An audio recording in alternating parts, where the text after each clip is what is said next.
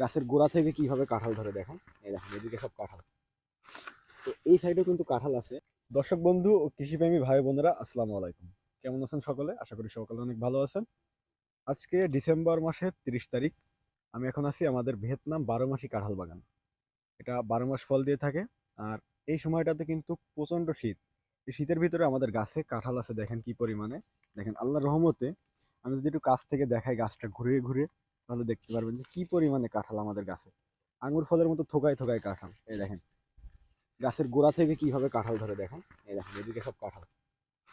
তো এই সাইডেও কিন্তু কাঁঠাল আছে। আর একটা বিষয় হলো, এই সাইডে আসলে এই সাইডে কিন্তু কিছু ম্যাসিউড ফল আছে, এগুলো কিন্তু এখন হারভেস্ট করা যাবে। এই দেখেন এক একটা ফলের ওজন 7 থেকে 8 কেজি হবে। এই দেখেন সাইজ। এটা কিন্তু 12 মাস এভাবে ফল দিয়ে থাকে। আমাদের এখানে বেশ কিছু এই ভিয়েতনাম 12 মাসি কাঁঠালের গাছ রোপণ করা আছে। আপনারা যারা এটা বাণিজ্যিকের দিকে এগোতে চান, আপনারা এগোতে পারেন। এটা বাণিজ্যিকভাবে অনেক ভালো একটা চাষ হবে, কারণ এটা 12 মাস কিন্তু এভাবে ফল দিয়ে থাকে। আপনার সিজনে এরকম ফল থাকবে, অফ সিজনে এরকম ফল থাকবে। অতএব এখান থেকে আপনি 12 মাস ফল হারভেস্ট করতে পারবেন।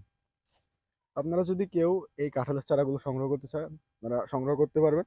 আমরা কুরিয়ার সার্ভিসের মাধ্যমে সারা বাংলাদেশে ডেলিভারি দিয়ে থাকি। অর্ডার করতে চাইলে আমাদের স্ক্রিনে দেওয়া নাম্বারে ফোন করে যোগাযোগ করতে পারেন, যোগাযোগ করে অর্ডার করে দিতে পারেন।